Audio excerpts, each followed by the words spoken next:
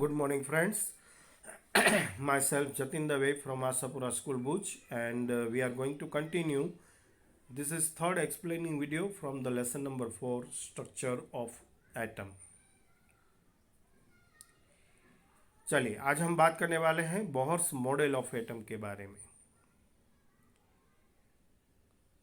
In order to overcome the objections raised against the Rutherford's model of the atom, Neil Bohr put the forward as the following postulate about the model of an atom.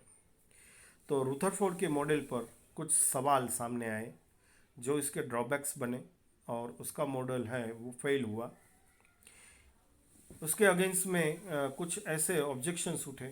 उस objection को clear करने का काम और इसे forward करने का काम किया नील बोहर ने और उन्होंने कुछ पोस्टुलेट इसके लिए दी. सबसे पहली बात, only certain special orbit known as the discrete orbit of electrons are allowed inside the atoms. सबसे पहली बात उन्होंने ये की कि ओनली सर्टन स्पेशियल ऑर्बिट, सिर्फ एक विशेष कक्षा ही, known as the discrete orbit of atoms of electrons, जो इलेक्ट्रॉन के लिए डिस्क्रेट ऑर्बिट मानी जाती हैं, are allowed inside the atoms, जो एटम के इनसाइड में है. While the revolving in discrete orbits, और जब इलेक्ट्रॉन इस ऑर्बिट्स के अंदर रिवॉल्विंग करता है the electrons do not radiate energy, तो इलेक्ट्रॉन्स एनर्जी को रेडिएट नहीं करता है. एंड दिस ऑर्बिट और shell are called the energy level. उस ऑर्बिट को या उस सेल को एनर्जी लेवल कहा गया. Levels in an atoms are shown in the figure 4.3. तो यहाँ पर देखिए ऐसे बीच में न्यूक्लियस दिखाई दे रहा है. A few energy levels in an atom यहाँ पर प्रेजेंट किया गया है. बीचों बीच में स्ट्रक्चर ऑफ एटम में ब्लैक कलर का जो डॉट है वो न्यूक्लियस है. Compare to the structure of atoms में आप देख सकते हैं स्ट्रक्चर ऑफ न्यूक्लियस कितना स्मॉलर है. इसके बाद सबसे पहले केस कहलाता है जो n इजिकल टू 1, फिर L shell n is equal to 2, M shell is n is equal to 3 and N shell is n is equal to 4 होता है. दिस ऑर्बिट और shell are represented by the letter K, L, M, N और number n is equal to 1, 2, 3, 4. इस तरह से उसे दिखाया जाता है. नील बोहर के बारे में कुछ जानकारी पा लें. So Niels Bohr was born in the Copenhagen on 7 October 1885. He was appointed professor of the physics at the Copenhagen University. 1916, he got the Nobel Prize also for his work on the structure of atom in 1922. Among the Professor Bohr's numerous writings, three appearing as the book, The Theory of the Spectra and Atomic Constitution. दूसरा book था atomic theory और तीसरा था description of nature. चलिए इसके बाद एक और बात करेंगे, लेकिन यहाँ पर पहले हम न्यूट्रॉन्स के बारे में बात करेंगे और फिर आगे बात करेंगे कुछ होमवर्क के बारे में. Neutrons. In 1932, J. Chadwick discovered another subatomic particle. 1932 में चैडविक ने एक और सब एटॉमिक पार्टिकल ढूंढ निकाला which had no charge and a mass nearly equal to that of the proton, जिसका एटॉमिक मास प्रोटॉन के करीब करीब का था और इस पर कोई चार्ज नहीं था. It was eventually named as neutron, और इसलिए इसे न्यूट्रॉन नाम दिया गया. Neutrons are the present in the nucleus of all atoms. हर एक एटम्स के न्यूक्लियस में ये प्रेजेंट होता है एक्सेप्ट द हाइड्रोजन, एक हाइड्रोजन को बात करके. In general the neutron is presented as n, और इसे स्मॉल एन सिंबल से दिखाया जाता है.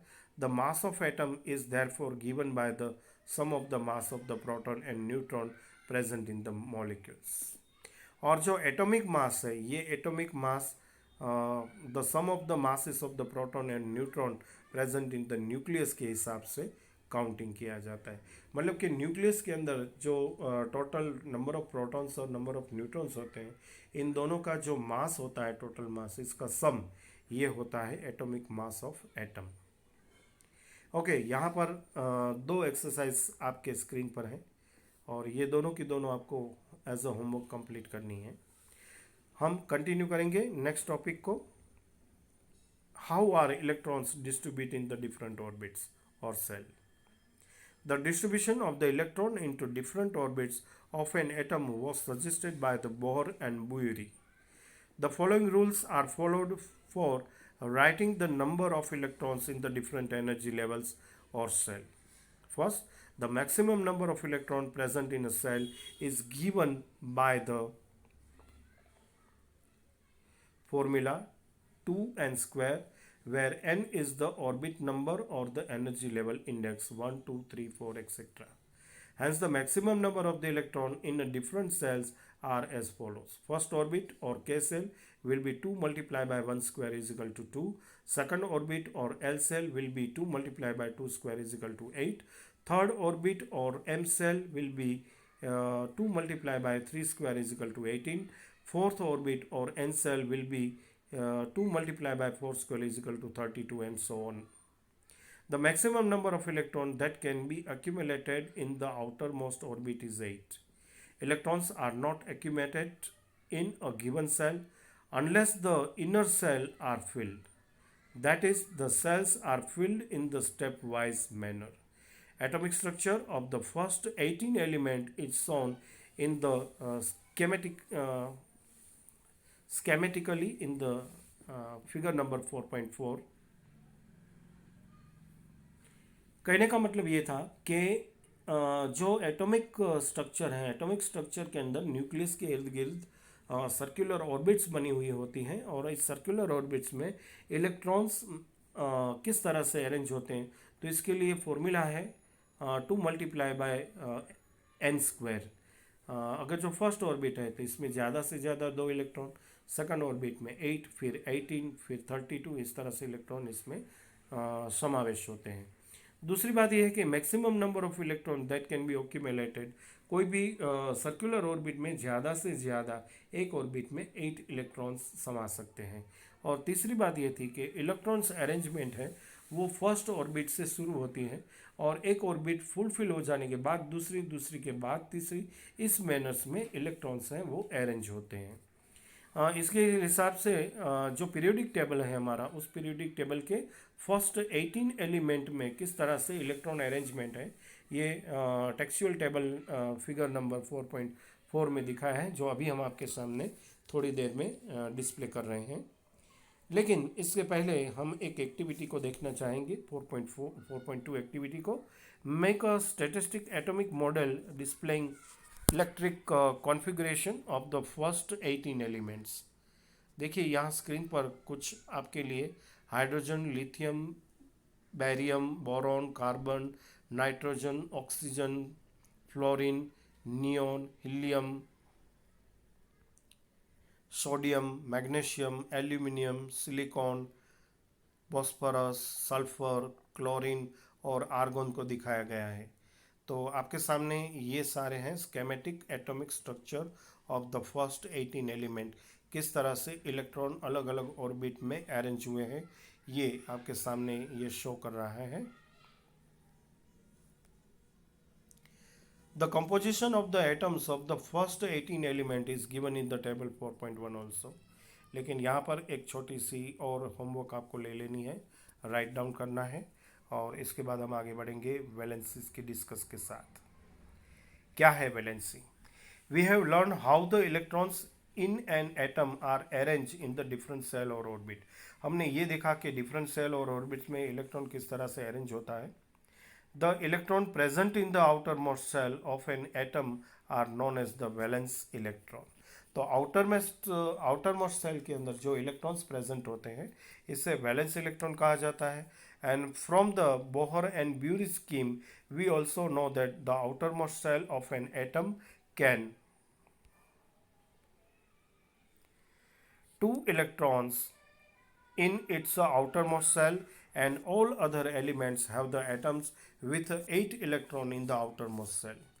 The combining capacity of the atoms of another element, that is their tendency to react and form the molecules with atoms of the same or different elements, was thus explained as an attempt to attain a fully filled outermost cell. An outermost cell which had 8 electrons was said to possess an octet. Atoms would thus react so as to achieve an octet in the outermost shell. This was done by the sharing, gaining और losing electron.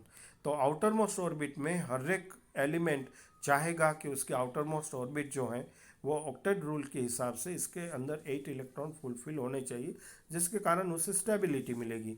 और ये stability पाने के लिए वो तीन तरकीब कर सकता है, या तो वो शेयरिंग करेगा इलेक्ट्रॉन का, या फिर गेनिंग करेगा, या फिर लूजिंग करेगा। The number of electrons gain, loss और shared so as the make the octet of electron in the outermost shell gives us the directly the combining capacity of the element, and that is the valencies discussed in the previous chapter.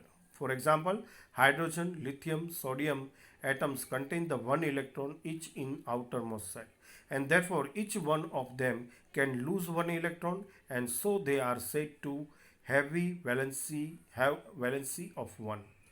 Can you tell what is the valency of the magnesium and aluminum? It is 2 and 3 respectively, because magnesium has 2 electrons in the outermost shell and the aluminum has the 3 electrons in the outermost shell. If the number of electrons in the outermost shell of an atom is close to its fully capacity, then valency is determined in a different way. For example, the fluorine atom has the 7 electrons in the outermost shell and its valency could be 7. But it is easier for fluorine to gain 1 electron instead of losing 7 electrons, and hence its valency is determined by the subtracting 7 electrons from the octet, and this gives you a valency of 1 for fluorine. Valency can be calculated in the similar manner for oxygen.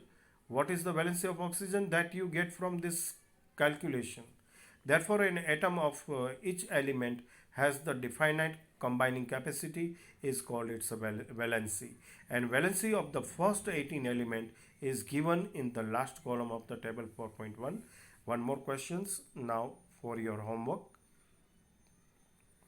which is shown on your screen now. And lastly, now we show the table from your mobile screen.